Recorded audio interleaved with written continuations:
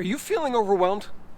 Let's talk about it. If you're feeling overwhelmed, you've got piles of workload to do as a new manager, know that you're not alone.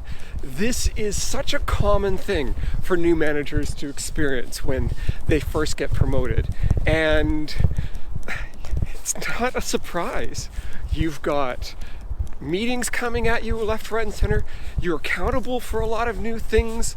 There's just so much that you have to be aware of and change in the way you do your work. It makes sense that you feel overwhelmed, but it's more than that. Often, and I experienced this, you may be experiencing this as well, but when you're promoted into a new role, sometimes you still have a foot in your old job.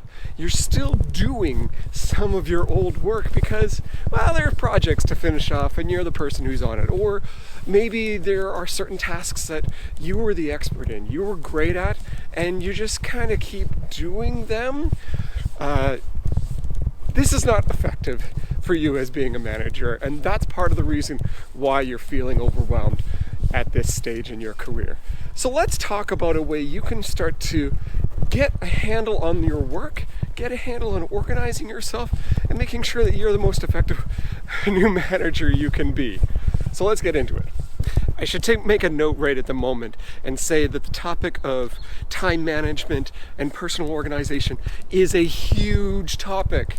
There's so much to say in it. So this video is not going to get into everything that you could possibly do to organize yourself. So I want to give you something short that you can apply today. When it comes to getting your work done, you want to do three things. You either want to do it, you want to delegate it, or you want to delete it. You want to do one of these three things in order to get yourself organized. For every task that you have on your to-do list, you want to assign an action to it. And so the first thing you want to decide is whether or not you are going to do something about that action. Now, in some cases, the task that you're working on may be very complicated, may be difficult and hairy. That's fine.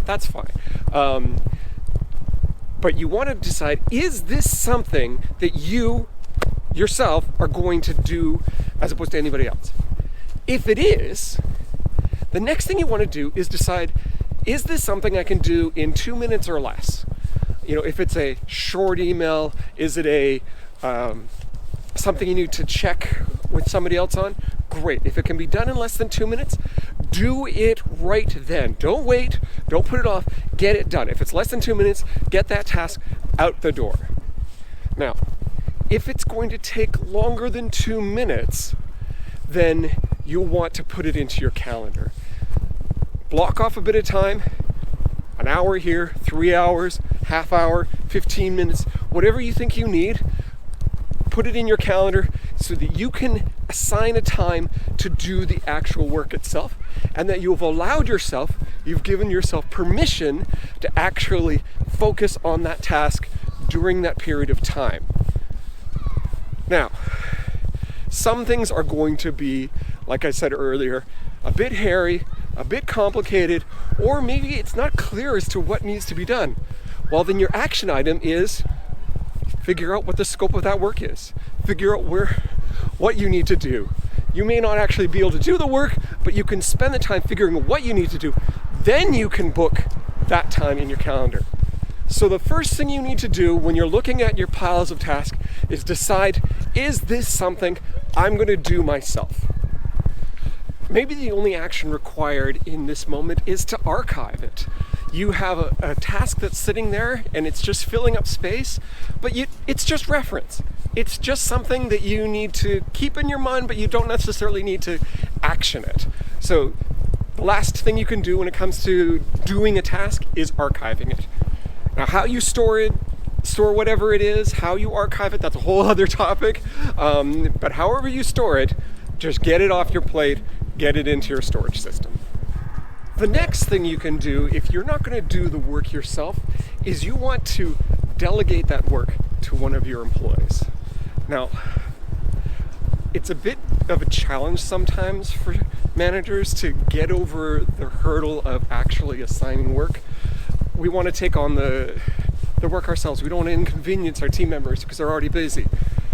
But we have to keep in mind our job as leaders is to provide the resources, provide the direction so that the employees can get the work they need to get done. And this means we need to hand the work off to them. So when you're looking at the tasks available to you, you need to decide also, is this something that you can hand off to your employees to do?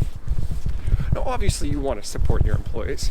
You want to make sure they've got the tools to do the job, that they know how to do the job. And if they don't, make sure they've got the right training. Make sure that you're giving them support and direction on how to get that task done. So don't leave them alone. You always want to make them to be successful.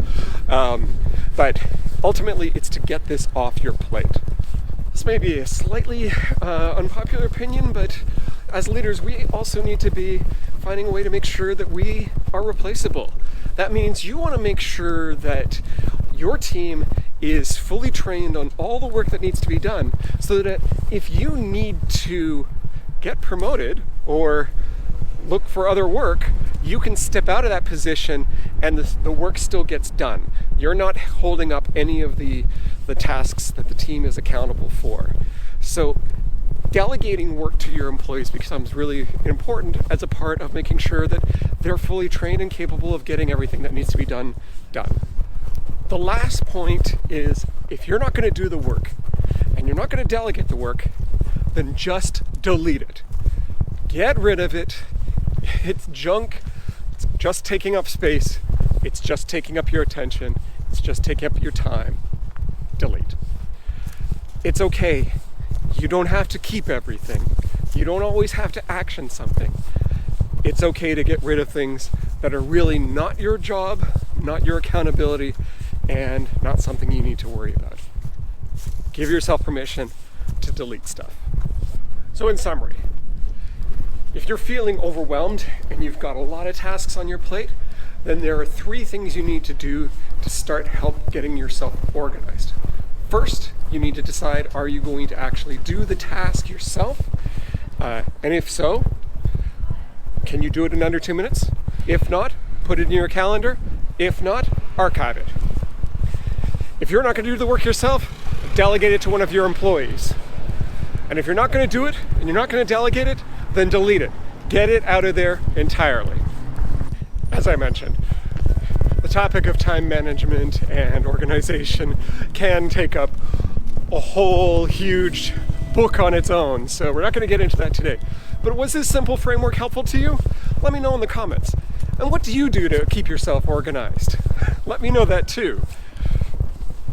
And if you're looking for more, then click on the link. I've got a guide for new managers that's geared towards giving you all the tools you need to make sure you're the best manager. I've got 100 tips in that. So go check it out, click on it, download it. Let me know what you think. In the meantime, my name is Matthew Devine. I'm a leadership and executive coach in Toronto, Canada. And I'm apparently trying not to get run over by a car. And so until next time, let's get to work.